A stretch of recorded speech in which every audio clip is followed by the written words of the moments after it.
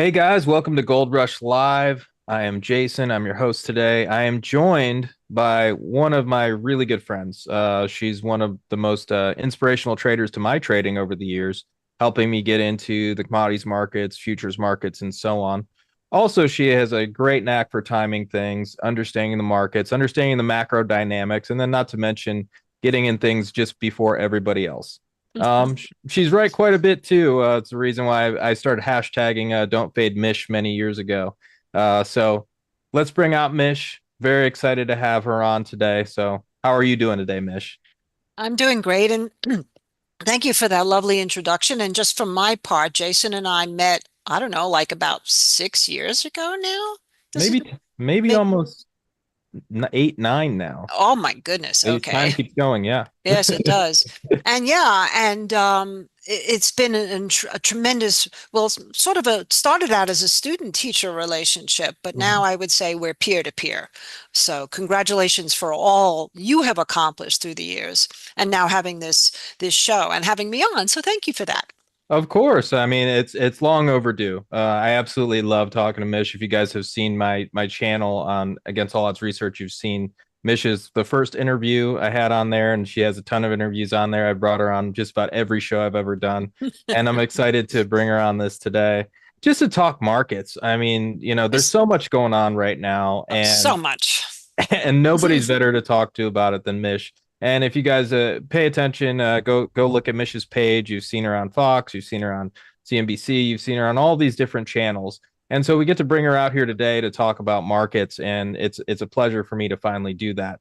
So looking at this one, let's start with the dollar because Mish and I are both pretty big picture macro people. We start big picture and then we get into the micro and so on. Mish more micro than even I get.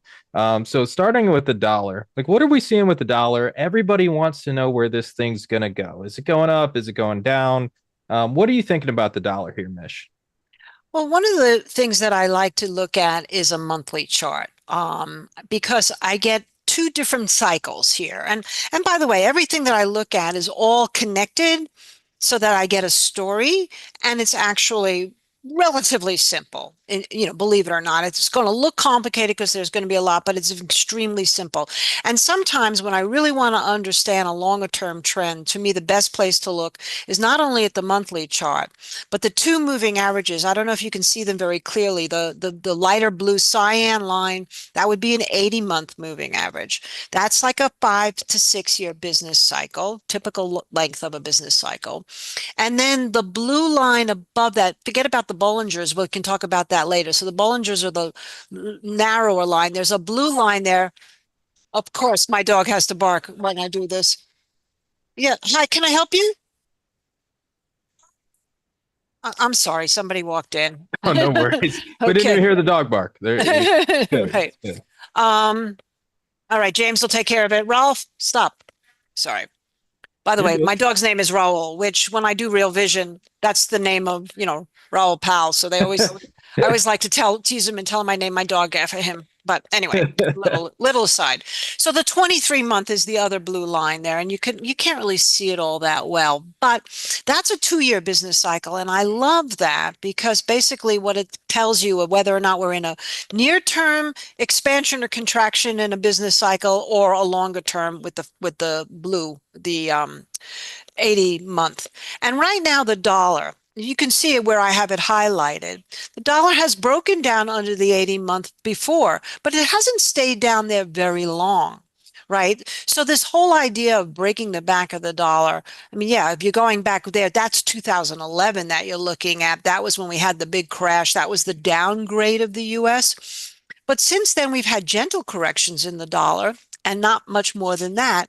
So while everybody got really super bearish, including myself, right from the highs, what we're seeing right now as we're ending July is we're right at that 80-month moving average. We're going to get a new bar in there tomorrow for August.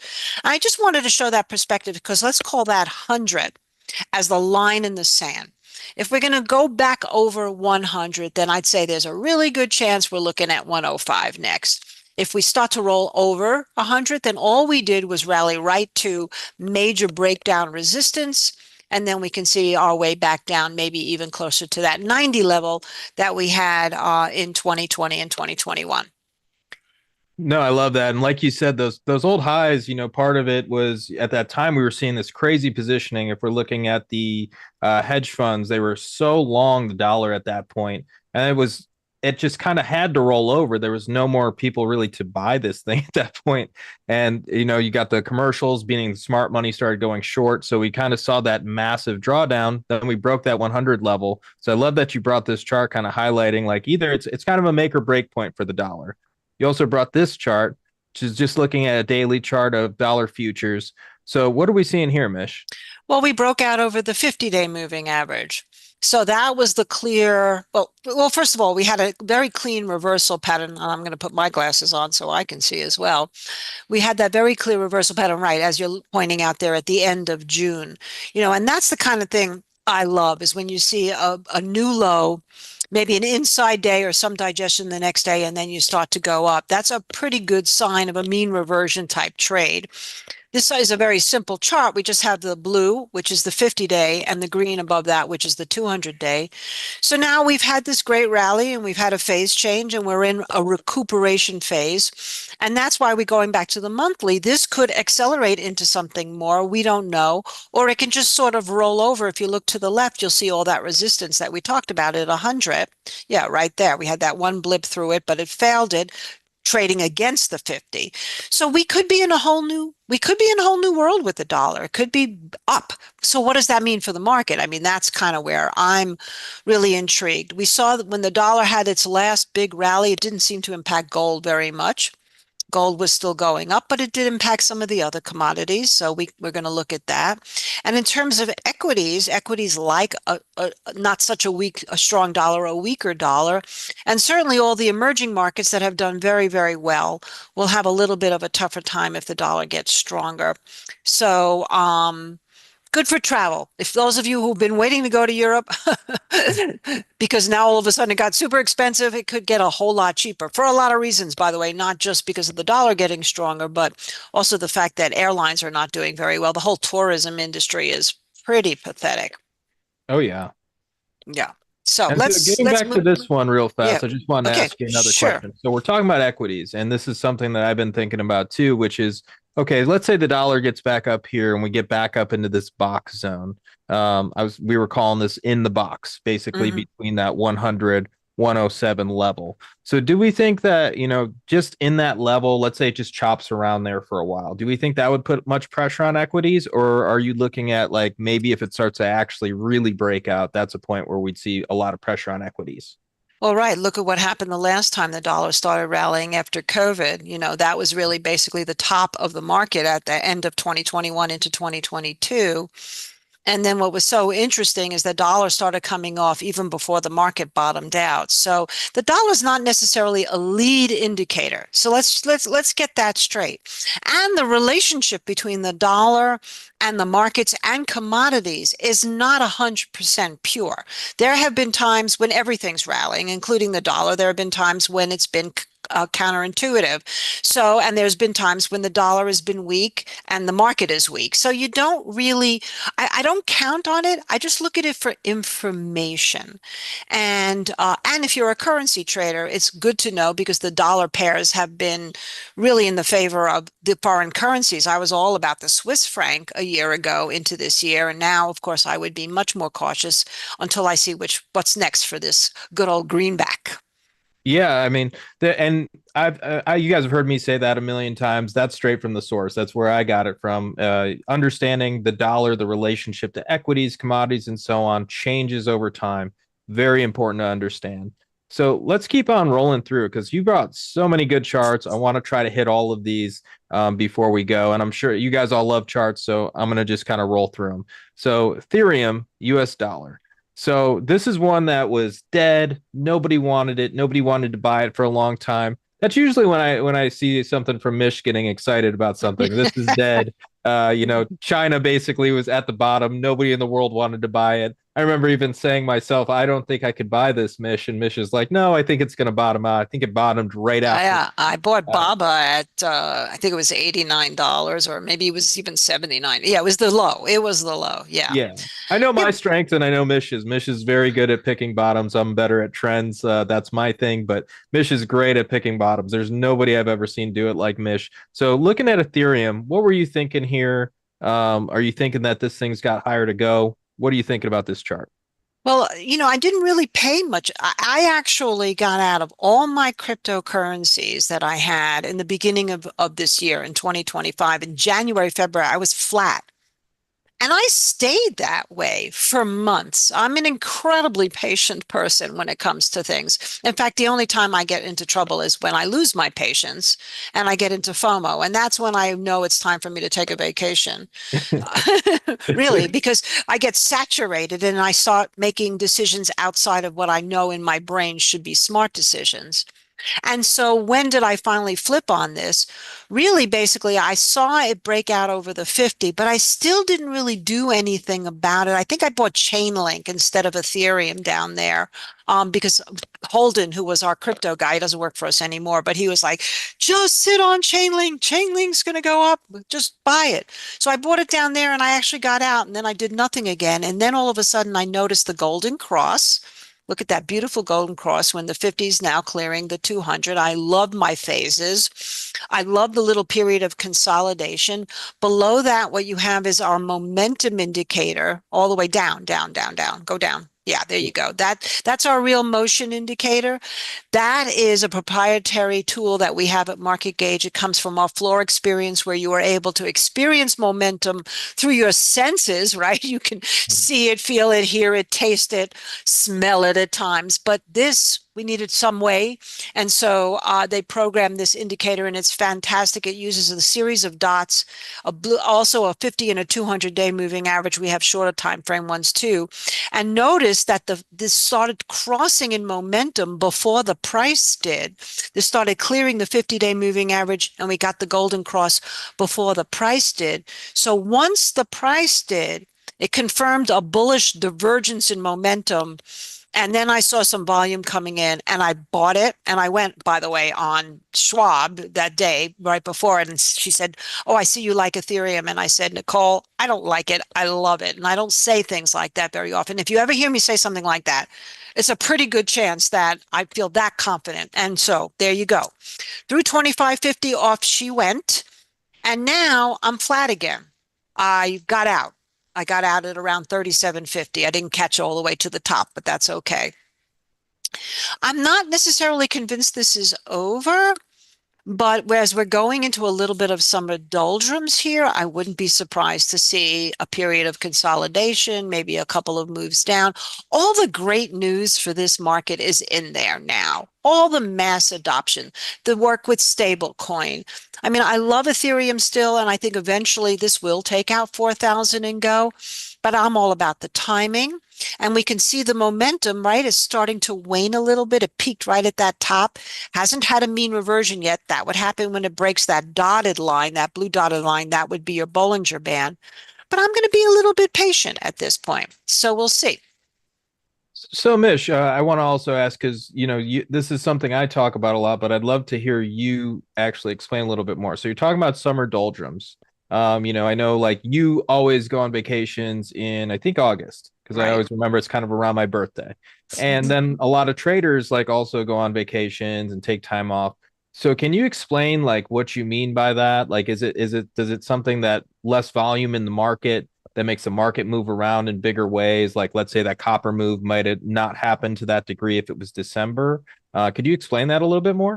Well, that was also partly headline driven. Oh, for sure. But Yeah. just And saying we've like the less volume might make it move a little bit more than it probably maybe 15%, maybe 20% in the summer.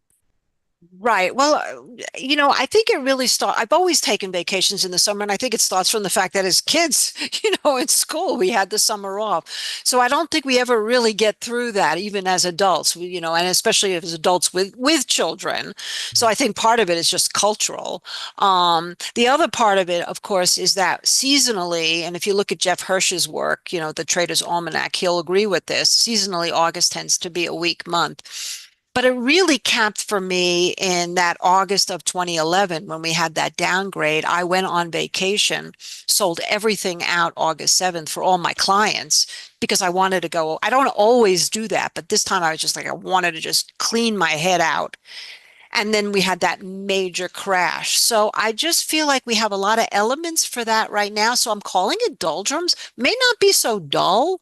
It just means doldrums or pause maybe from the massive fun rally we've had since those April lows. And I don't mind avoiding that noise during this particular month. And yes, I am going on vacation August 8th till about the 23rd. So Sounds I'll, sounds about right. yeah, I'll close out my positions most likely.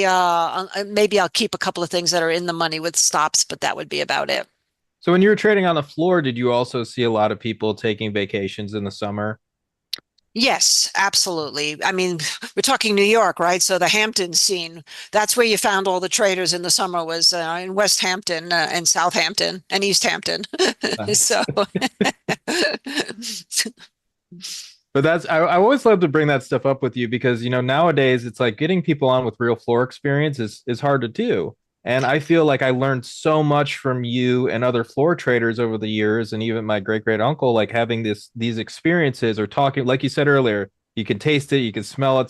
Sometimes you can even smell it, like you said. Like that's something that most traders aren't going to understand. And you guys look at the price, and like I've learned through you, not even the experience, but through you all to look at the price and kind of see what the people are doing. Do you still think that you lean on that pretty heavily? Like when you're looking at price action, FOMO, whatever you're seeing in the market, do you think of like what would be happening on the floor? absolutely. I mean, that's no doubt about that. The only difference now is I have access to looking at news and things, which of course on the floor, you were just in the pit the days before cell phones and social media. So I didn't know what was going on. I would hear from people on the phones, the clerks that were talking to brokers upstairs, but it was more like who was coming in with orders to buy and it wasn't really, I mean, we'd look for the OPEC plus when we were trading oil. At that point, it was just OPEC meetings, but we were already positioned long into it because what you learn on the floor is price dictates the narrative. And I 100% believe that. And so even though we've had more volatility with a very vocal administration this year, you still overall might have had some gyrations, but overall you can see where the price dictates the narrative. And that's what makes us talking today so exciting because we're going to see a big shift potentially happening in the market right now. Ooh, interesting. Speaking So of big this is shifts, gold. Okay. So speaking I've of been big shifts, right. Okay. So I've been all about silver for this entire year, maybe starting into last year. yeah. I got out of silver this week. I got stopped out of Mm. silver because I run a trailing stop. So I mean, I did great in the trade. And if I were still on the floor, I would have been much more actively trading, but I don't have that kind of time now. So what I do is I keep moving up my trailing stop. And so I had originally bought silver, I think down at around 20, and I've traded around that position. But when it couldn't get through 40, I was like, okay, it's time to really jack up that stop. So I put it in if silver broke under 38, which it did, right? So now I'm like, okay, well, what do I want to do now? Well, silver, if you look at the silver chart, you'll see it landed right on the 50-day moving average. But somehow right now I'm more interested in gold, even though this is below the 50-day moving average. And I think the reason why is a little bit fundamental. I think we're going to see a little bit of a rollover in all of the markets. Again, all the great news with the earnings might have been the blow off, right? Microsoft and Meta. And I know we have Amazon still to report and Apple, but still, I think we've seen potentially for now a top. Again, not bearish. So that brings me back to gold because it's been the classic flight to safety. It started to underperform silver from the peak of the ratio because silver was starting to rally for more economic growth reasons. And now with yields coming down in spite of what everybody thought would happen. Hasn't really done what it needs to do yet, but it still could. Pressure from the administration to lower the rates. We may find out that Powell was a bit late in doing that right now. It's very possible. Gold could really get a benefit from that. And I think we could see that gold silver ratio flip back in favor of gold. So I'm looking, you could see there's great support here down here. This is kind of what the correction was that I was looking for, which was around 3,300. If we break that, maybe 3,200, but I would be a big buyer at 3,200. And if we don't break 3,300, then I would probably start. We have an inside bar day today. I would probably start to be a buyer if we get above, let's say, wherever we're trading right now, which is what, 33.42. So at around 33.50. So Mish, you always mention 30, you say numbers and you go, that would be a gift. Is 3,200 the gift? Oh God, yes. That's Yeah, the absolute buy for gold. I think so. I mean, I know there's a lot of gold bears. They're talking about all these tops, and yeah, those tops are definitely something to reckon with. We have like four tops up there, but I don't care. I mean, to me, that's just the nature of where it was. I'm looking forward, and I think that 3,200 and everything fundamentally that we have going on, we still have some issues, and they haven't resolved yet. Yeah, I think I'm with you on gold. I think, to me, there's a couple different types of corrections. You either get a big drawdown or we're correcting through time. Correcting through time is usually the best one. And I think this is just flagging and we could possibly see this move higher. So I also agree with you there. Well, there's your box, Jason. You like to talk about a box. That 3,300 is sort of the bottom of the box right now. Yes. Yeah. So you always want to kind of, but you got to be nimble. You've got to be so nimble in this market with everything, I think. I mean, I know that's opposite of what everybody hears. Oh, just buy and hold and sit forever. You'll never lose money. It always goes up, the market. And, certainly that's been true. And this year has been a spectacular example of just follow what everybody else wants to buy because you're going to make money that way. But we know nothing lasts forever, and eventually that could change. So I always keep my discipline no matter what. Yes, and that's what I love talking to you so much for, and what I learned so much from Mish. Like moving into futures markets from stocks and ETFs was tough, and for me it was sizing issues and figuring that out. And I would ask Mish, "Hey, what's the secrets to this?" And Mish would send me another book on position sizing. And honestly, it was everything. So like at the end of the day, like that was the biggest secrets to trading is understanding position sizing well. Like I also use trailing stops, like Mish was talking about, understanding like how much you would lose if every position in your portfolio went to a stop. All these things are incredibly important. And Mish has learned this through experience for many years. And so I'm very happy to have her on today to talk to you guys more about this stuff. But coming up next, we got silver. You were just talking about silver. So do you think it's just kind of dead money here for a little bit, consolidates or lags gold once again, because it was leading for possibly the last year. Year to date, it's been leading. I think at some point it was up 36% and gold was up 30. I was surprised to see that finally. So what are you thinking about silver here? Just dead money or not? Not dead. I mean, let's face it, I still like silver a lot. I just think that maybe some of the fundamentals have shifted, which could put gold back in favor. Like, for example, I know that the Chinese really were accumulating large amounts of gold and they kind of step back a little bit, and that could start again with these cheaper prices. I don't know if they've necessarily been accumulating silver. I think most of the silver move has been made by the speculators in this country. If I had to just make a guess, I don't have exact evidence, but just the way the market has moved.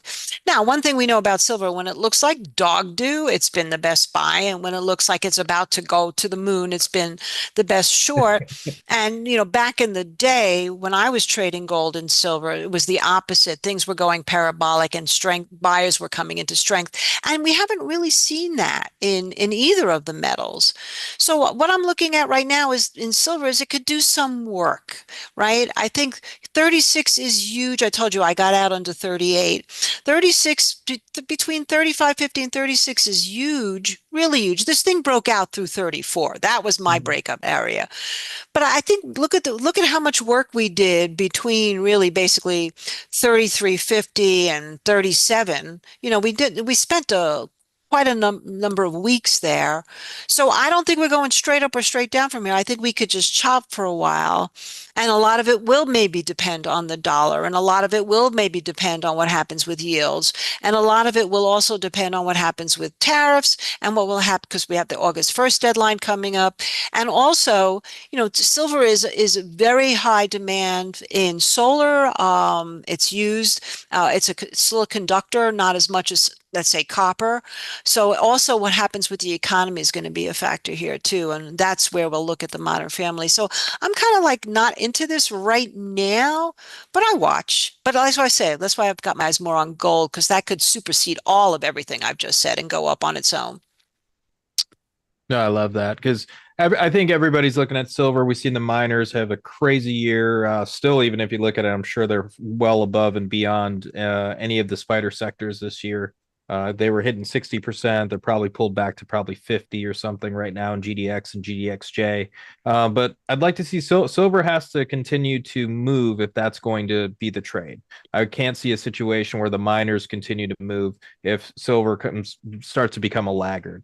So looking at this next one, Is this is this natural gas. Natty, the Yep, Widowmaker, as natty. people say? The Widowmaker, as people say, but as we know, as you know more than even me, which is it's all based on position sizing. It's one of the most volatile products in the world, so you got to trade it like that, which means you got to size your positions smaller to do so. So looking at this chart, what are you seeing here, Mish? Once again, I'll just say this once again. Mish is very good at picking bottoms. Very hard to do. Not many people can do it like Mish. So let's see what you're thinking here. Right. And by the way, this actually now, Natty went up to like 310. I've sent these charts to Jason before that happened. So keep that 320 in your mind, because I think that's going to be the confirmation of the real bottom. But, go back to the very beginning on the left, go far left, far left, far left. Mhm. Yeah, I mean, we had this thing, it just looked like it was going to die. And I started thinking to myself, I did not buy that rally, by the way. But I started to think to myself, gee, this thing seems so undervalued here. And from a fundamental standpoint, it's kind of like the opposite of what we said about uranium. I love the fact that we will eventually have clean energy through nuclear energy. And I have a lot of friends who work at the Los Alamos labs here in New Mexico. And those scientists all say that they've gotten a lot better at it's much safer than it used to be. They're still working on some of the storage issues with storing it, but there's still natural gas. And I also live, by the way, in the state of the Permian Basin. So I've been talking to a lot of oil and gas guys. And interestingly enough, they were far more bullish in natural gas than they were in oil, even though oil's made a bigger pop right now. And so that got me thinking about it. And right now, if you're going to power these AI data centers, this is still the cheapest source of energy in terms of the product. Getting it, though, out is what's expensive, right? The pipelines, the distribution of it. We export in New Mexico a lot of natural gas and a lot of oil. We are the second largest producer of both, behind Texas. And of course, we border Texas, so the Permian Basin does. So I started thinking, I'm talking to these producers and they're saying to me, we're not going to produce with the natural gas this cheap. It just doesn't make economic sense. All the cost we cannot pass on to consumers if the product is so cheap. That's when you start to see hedging in the futures markets, right? That's the whole nature of commodities. So that's what gets me interested. After that, I like to look for historical lows. And now today is the day we are getting a legitimate reversal. So can I see where actual natural gas is right now so we can talk? Yeah. All right, hold on. Let me go look here real quick at natural gas. Refresh. Okay. So right now it's trading at 308. So basically what we're having right now after yesterday's low is an inside day, right? That's perfect for me, because what that tells me right now is that we may have seen the bottom. We're getting some kind of digestion on a green day. And if we can get through the high of yesterday, which is 312, not that far away, it's only 4 cents, but that can be a huge difference. That's going to confirm to me a reversal bottom with a really cheap risk. Now, where does it go? The last time we had that kind of reversal, look where it went. It went from 3 all the way up to what, 520. So that's a huge, that's almost a double. Mhm. So that's, I don't know if I'm even looking for that much. I'll be happy if this thing can get back up to four. That last spike that we had there in July. See that spike up to, what was it, 420 right Yep. there? Yeah, I would be happy if we can get to four to 420. A dollar move in the futures is a nice move in the ETF, if that's what you're trading. No, I love that because it's kind of shows you something, and this is something that Mish does so well, which is it reminds me of that quote in Market Wizards from Paul Tudor Jones. Jack Schwager goes, "Oh man, it's great, like you catch the market at the top. They run these magazine articles about you. Paul Tudor Jones shorts the market perfectly at the top." He's like, and Paul Tudor Jones says, "Yes, because it wouldn't sound as good to say on his fifth attempt, Paul Tudor Jones shorts the market at the top." And so, I want to talk about your risk management because there's a lot of traders watching and they don't, they'll buy this and then it'll fall and they'll just keep buying more and trying to do it. So, what do you do? How do you risk manage these positions? Do you take a second entry if you get like a similar signal once again? Or do you only take it once and then kind of go from there? Well, I basically, if when I have a lot of time, I will do exactly what Paul Tudor Jones is talking about, which is probing. That's Mhm. what you do as a commodities trader. You probe, and you don't mind if you lose 5 times in a row. It's Mhm. like just like he said, that doesn't make for sexy press. But what it means is that if you've controlled your risk and you probe and you get out, I didn't hit it yet, I didn't hit it yet, I didn't hit it yet, and then you hit it, that's where the home runs come. That's why he's a billionaire, right?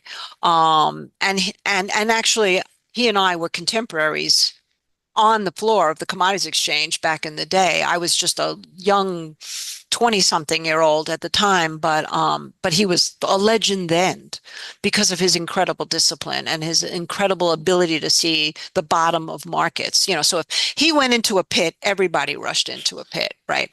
But anyway, getting back to this question. So what I would do, so if I bought it, and let's say I bought it at in anticipation, or when that actually broke out, let's say in June, where it broke out of the 50-day moving average, got in at three, whatever that was, 350 or 380, does that say?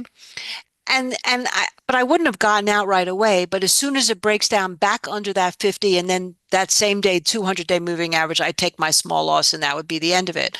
Then when it finally touched back on that 50-day moving average a couple of days later, I probably would have said, "Oh my God, this thing is going to go now," but it didn't confirm. I like two closes over that major moving average. So now I'm looking at it for a completely different reason. We're so far from the moving average. I would probe, like I said, if we can get through 312 or we gap above it tomorrow on a Friday, I would put my stop under today's low. And if I'm get out, I get out, no biggie. I lose maybe 12 to 15 cents, and I would keep doing that. And then if it gets through 320, then I know I have a better opportunity, that kind of thing. And I would, in position trading, probably do a starter position and then add as we start to clear. Because if we get through the 50 and the 200 this time, considering everything that's going on seasonally, by the way, natural gas, this is a good season for it, then then you got yourself a nice little trade. It's so individual. So individual. I'm already long a little bit, on a little underwater, but I gave it some room because I knew this was so oversold. I actually might do something I rarely do, but that's add to a losing position. But I will really honor my stop at that point. So I'll lose the initial loss in the first part of the position and a very, very small loss in the second. And if I'm not stopped out, I'm now averaged at a much better price. Yeah, that's why I wanted to talk about it because you're able to break that stuff down and you have such a knack for teaching people things. And so just understanding how that works, how to do it, I think that's a great valuable lesson for every trader watching today. So thank you for that. It's not good for beginners, though. I always say don't add to a losing trade when you're a beginner, right? Because, that you don't know how to do that. I've just been doing this for so long. It's that steely discipline that really gets. Okay, so now you're looking at UNG. Oh no, that's TLTs. Let's go back to TLT, UNG. yep. Yeah, Okay. go back to UNG. Just real quick. Yeah. Because this is how most people are going to trade natural gas. A lot of people, especially our clients, in fact, some of our clients can't even trade UNG because of K1 issues, but that bar that you're seeing is not right. What we're seeing now is a bullish engulfing pattern because as I'm talking to you, on is at 1384 or 64. God, my eyes are also not really all that great. 64. So that means we're above yesterday's high. We have a bullish engulfing pattern in UNG. Not as sexy looking in the futures. That's why you always check the underlying. But still, that's going to be a nice buy opportunity with a stop under today's low. It's that simple. The red horizontal line you see, now we're going to introduce you to my stock charts, is the July calendar range low. This to me, when you talk about cycles, I'm all about these calendar ranges. I loved them in January and I love them now in July. In January, as you'll see as we get into the Modern Family, we had some breakouts that were false, and then in February, everything started to roll over into the April trough. Now, just the opposite with commodities. You could see natural gas never got through the January high.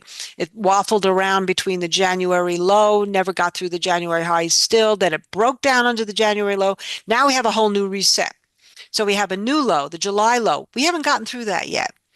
So another thing to do would be to put that into a futures chart and buy more if we clear back over that July low.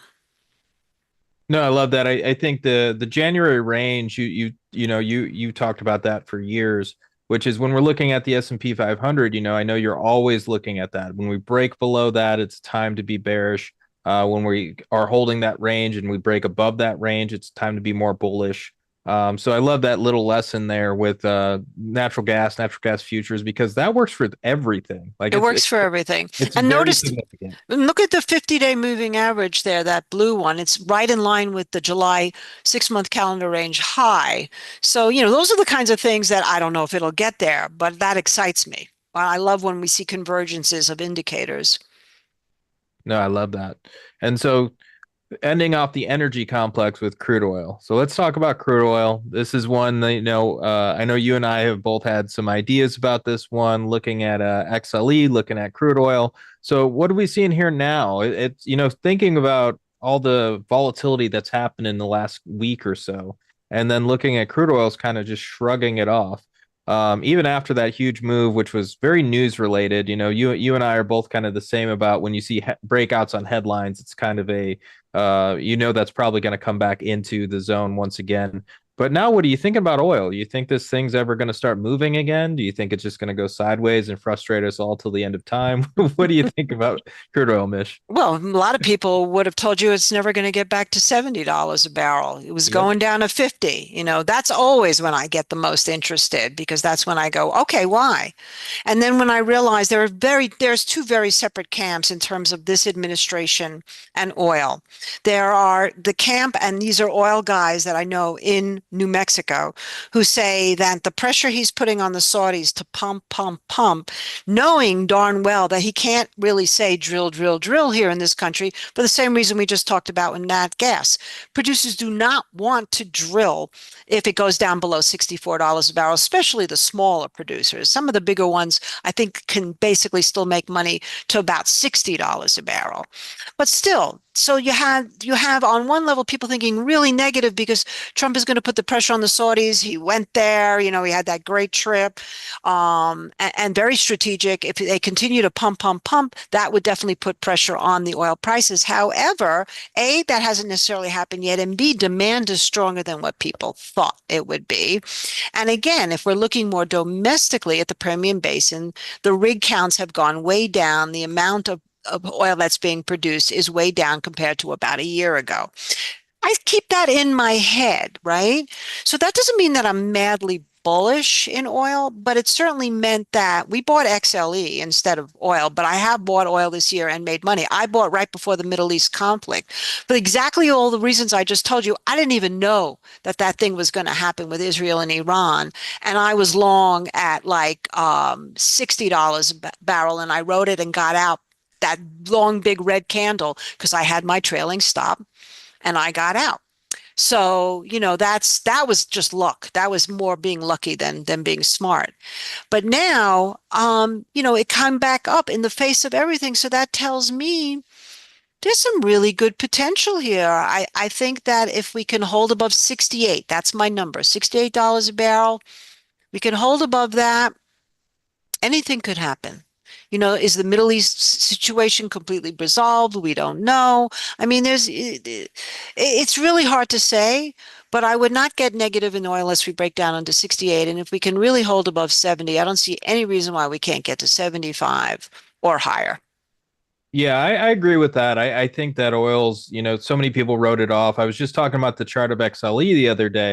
You see all these false breakouts again and again and again. And finally, I feel like there's who's left to really be bullish on this thing. Everybody kind of hates it. Everybody keeps getting frustrated by it. And that's the time where, yeah, same here, but as well as I know, most of the time when we're both like very frustrated about it, we're going to probably take the next trade because that's usually the one that works. And so I do think we're kind of in that zone with oil and the energy sector right now as a whole. Yeah, I didn't send you the chart of XLE, but we bought it at around 86.20. And it hasn't broken out completely. If it gets through 89.50, 90, that's a pretty massive breakout. And again, just think logical. It's logical.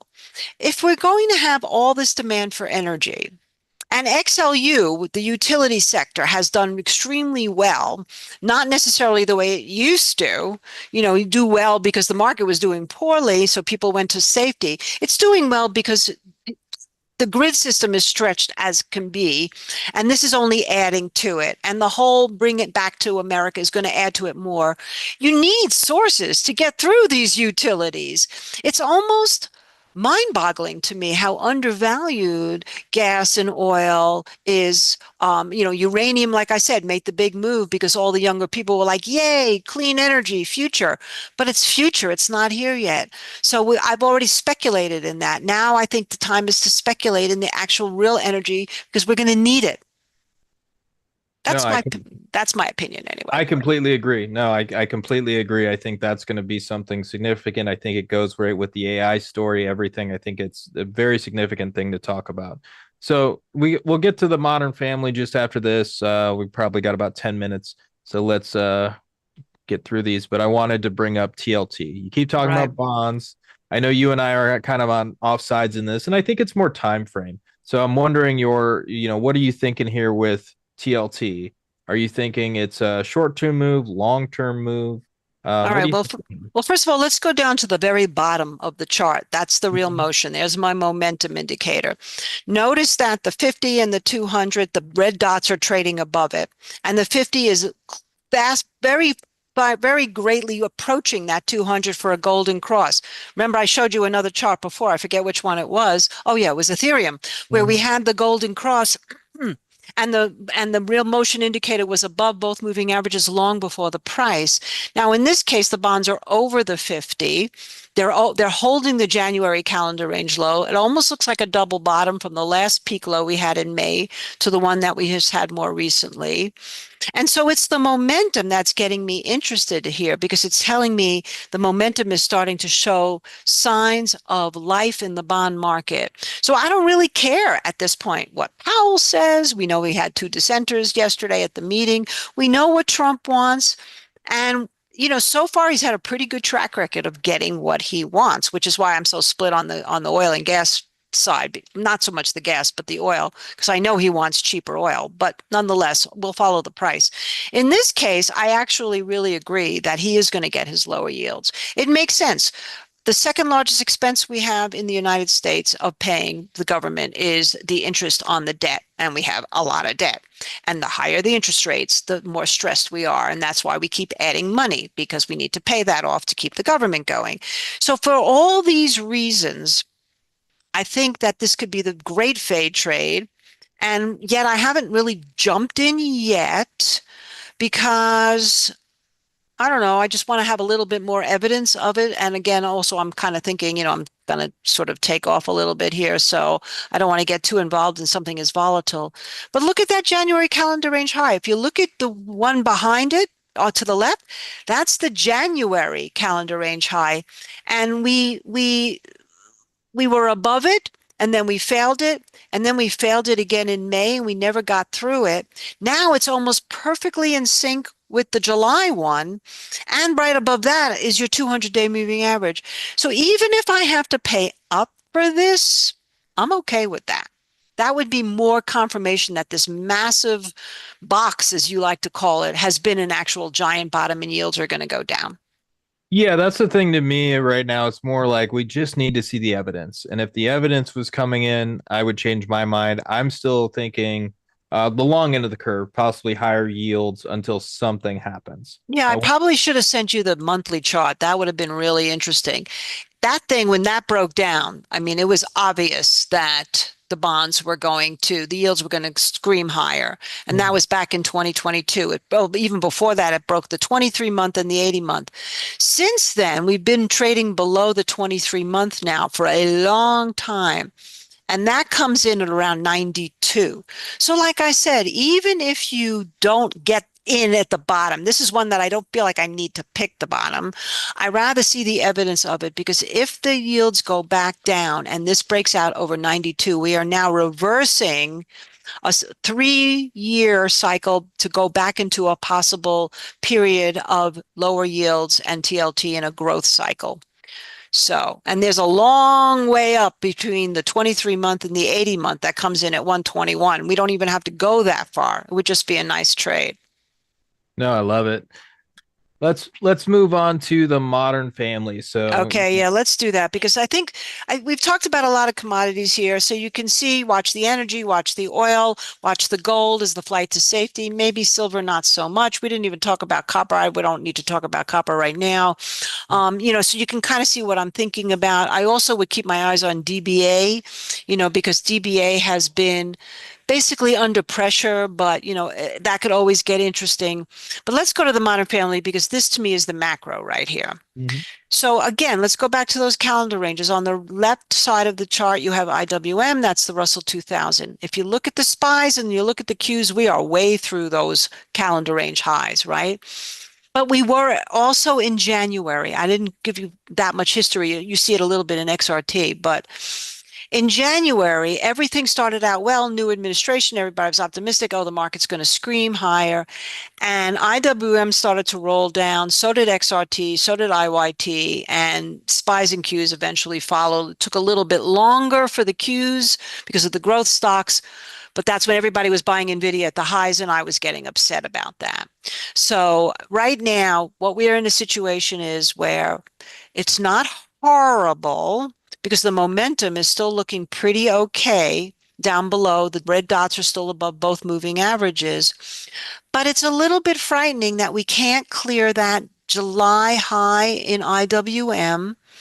If it hangs out here, great. But until we actually see a really good clear or we go down and test the low in the 50 and we hold, I'm kind of like, sort of agnostic on the market right now and again, it goes back to the seasonals. And if we move over to XRT, that's far worse. Again, Granny Retail never got through the January highs convincingly, looked like it was going to go through the July highs, and now, of course, has failed. As I'm talking to you right now, it's still down on the day, so we're going to get into some really critical support. I wouldn't get negative the market, I mean really negative the market, unless Granny broke down under the 6-month calendar range low, that red line under the 200, which corresponds with it completely.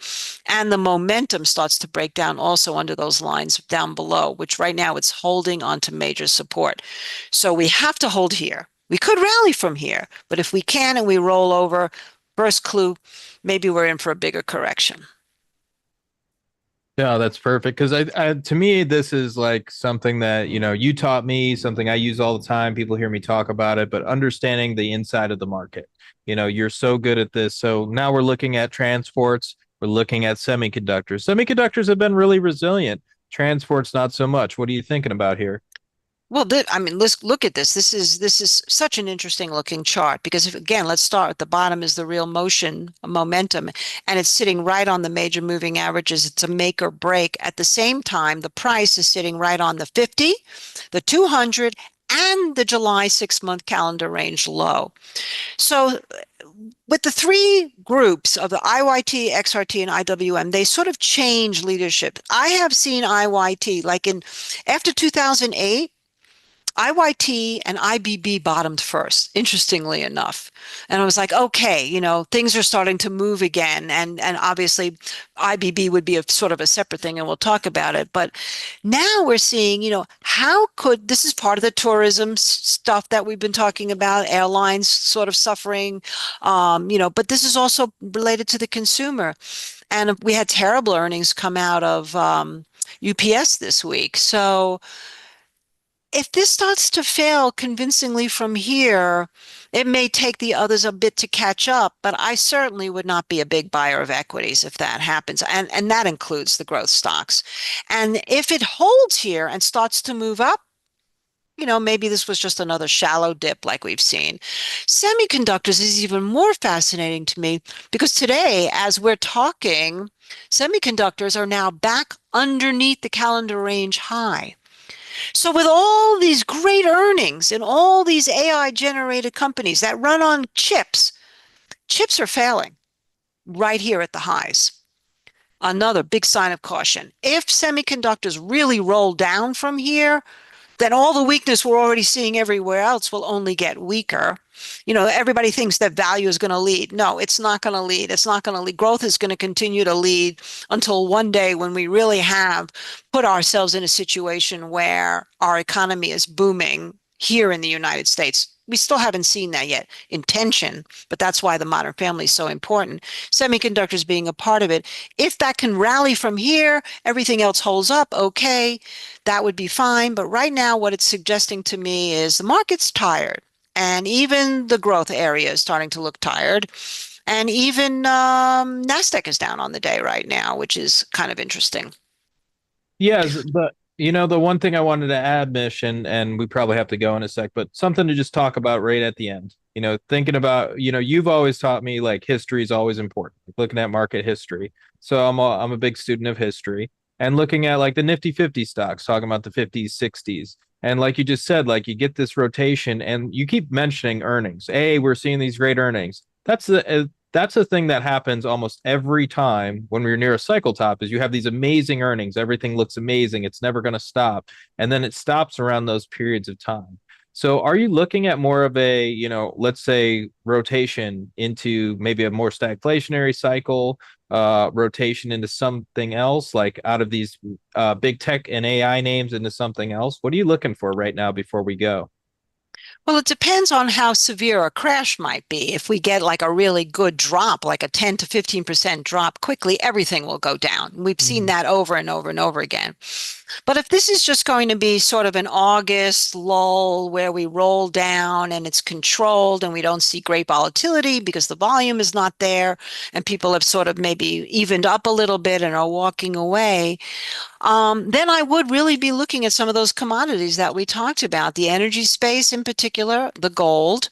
We didn't cover sugar. Let's cover sugar because that's, I'm always so famous for sugar, and we'll leave out the rest of the family. All of them look like this, by the way. They all look like they couldn't get through the July highs. They're flirting with the July lows, except for biotech. That's the only area that's still above the 6-month calendar range high, which is interesting because that's been a lagging sector for years. That could be another rotation, by the way. Think it's the only chart that I somehow didn't get. I literally grabbed all of your charts and I think I missed sugar. So for you guys, I will Oh, post it on my channel when we get done. But let's talk about sugar. all Let's right. just talk Well, about sugar real fast. Bring up okay. oil, a little bit closer to sugar. So what do you think about sugar and why do you, importantly, why do you look at sugar so much? You've talked about this before, but like let's tell the audience like why you look at sugar. Well, partly because from in 1979, 1980, when gold and silver rallied, so did sugar. Although sugar had a bigger move in 76 after the oil shock, sugar went up to 60 cents a pound or 66 cents a pound. Then it came all the way back down. And then in 79, it started to rally and it went to like 45 cents a pound. So it wasn't quite as spectacular what silver gold did, but it followed in kind. And the reason why was because when you get into these massive inflations, everything gets more expensive. So people reach for things that are generally processed in the way of food, regardless of the diet consciousness. And by the way, the diet drugs, that's a whole other story. But even so, I mean, maybe except for that population, especially as we go global, sugar is the go-to. People buy it. and they buy it and hoard it when times are rough. So that's kind of where I come from with the sugar. I know that Coca-Cola is going to include cane sugar. I don't really think that's done very much for the market, but that's, to me, it's a psychological barometer of the stress of inflation and how inflationary are we. And right now, sugar's come off a lot, hitting right at that 80-month moving average, by the way. So we're getting into massive support underneath the 6-month calendar range high, which corresponds perfectly with the 50-day moving average. So basically, what I would say right now is I don't really care about sugar until it does something. And what is that going to do? It would be a close over $16, 16 cents, 16.7 cents a pound. On top of the energy space, if all of that starts to go, I think we can have our stagflation conversation a little bit more with a little more certainty than right now. I'm still not 100% on that. Yeah, I'm in the same spot. It's just got to be patient right now, and that's one thing you say so much, which is you just got to be patient. Reminds me of my grandmother. She would always say say patience never seldom held by a woman and never by a man. And she would tell me that all the time. It would drive me crazy, but at the end of the day, she was right. And absolutely, as a trader, we need patience more than everything. Mish, I want to thank you so much for your time. I know you have to go. I do as well. This was a blast. Thanks for coming on. I'm sure everybody enjoyed it. Thank you so much for having me. And thank you guys in the back there. All right. Thank you guys so much.